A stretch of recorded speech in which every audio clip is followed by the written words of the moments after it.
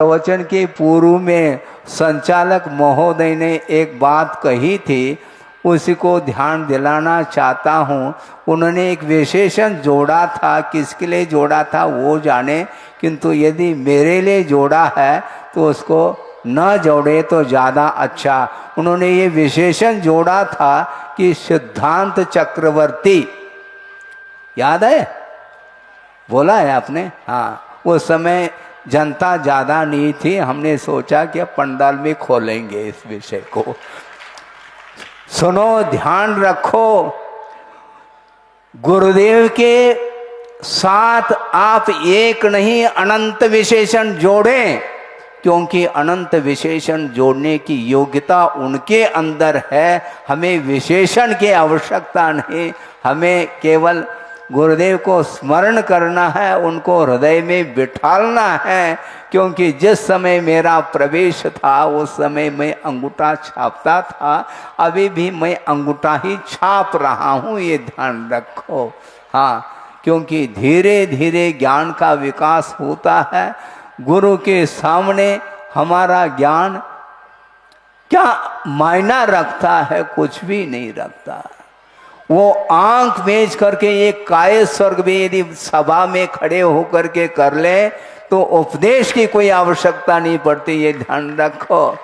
और हम माइक हिला रहे हैं, कोई सुन ले तो अच्छी बात है, नहीं सुने तो ओम शांति करेंगे। हमारा भाव है कि विशेषण साधु के लिए नहीं लगाओ।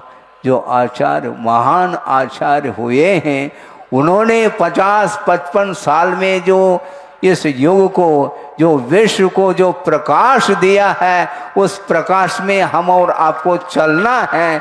मुझे प्रकाश देना नहीं, क्योंकि सारा का सारा अंधकार उनके प्रवचनों के माध्यम से, उनके आशीर्वाद, उनकी चर्या के माध्यम से सारा का सारा विश्व प्रकाशित हुआ है। जिस प्रकार उनकी चर्या, उनकी साधना निरंतर करते रहे, उसी प्रकार मेरे भीतर भी वह शक्ति आ जाए। तुलना तो मुझे करना नहीं है, किंतु उनके करोड़वा अंश नहीं, अनंतवा अंश भी मेरे अंदर वह रत्नत्रय को पालन करने की शक्ति प्राप्त हो जाए थोड़े बहुत। क्योंकि रज तो रज हुआ करता है और रज दिखाई नहीं देता, परमाणु भी रज की भांति हुआ करती है। इसलिए गुरु की साधना के सामने हमारी कोई साधना नहीं रज की भांति हो सकती है। इसलिए भूल करके भी अपने लिए कोई विशेषणों का प्रयोग ना करें, क्योंकि विशेषणों से प्रभावित होकर के गाड़ी रिवर्स हो सकती है। ध्यान रखें, बहुत रिस्क है, क्योंकि अहंकार कभी भी जागृत हो सकता है। क्योंकि अहंकार के लिए, मद के लिए बहुत सारे साधन बताए हैं। ज्ञान है, पूजा है, कुल है, जाति है, रूप है और रिद्धि है, तप है, ये सारे मद के लिए कारण हो सकते हैं। मुझे बड़ा विस्मय होता है कि रत्नत्रय की साधना के माध्यम से रिद्धि उत्पन्न होती है, किंतु वह रिद्धि को लेकर के भी मद जागृत हो सकता है। और मद आ गया तो ओम शांति होगी, क्योंकि सम्यक दर्शन मलिन होता है तो मद के कारण होता है। इसलिए आचार्यों ने कहा, गुरुदेव ने कहा, बहुत सावधानी के साथ चलना। चारों ओर वह राग का प्रदर्शन देखने को मिलेगा।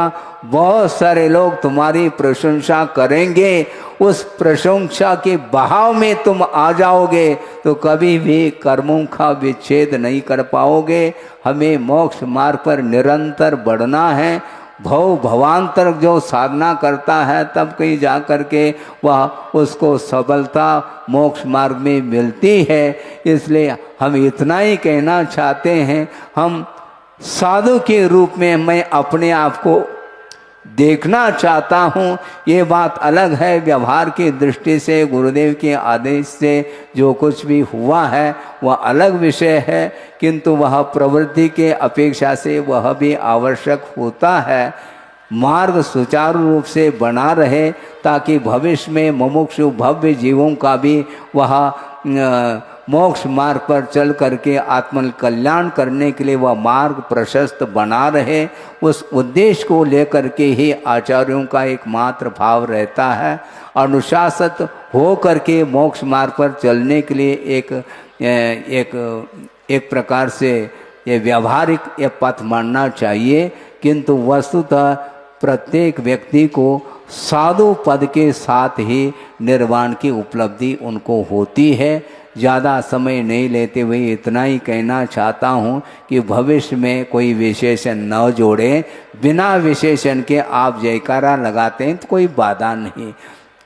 इतना ही कह करके इस विषय को मैं पूर्ण करता हूँ। अहिंसा परमो धर्म की जय।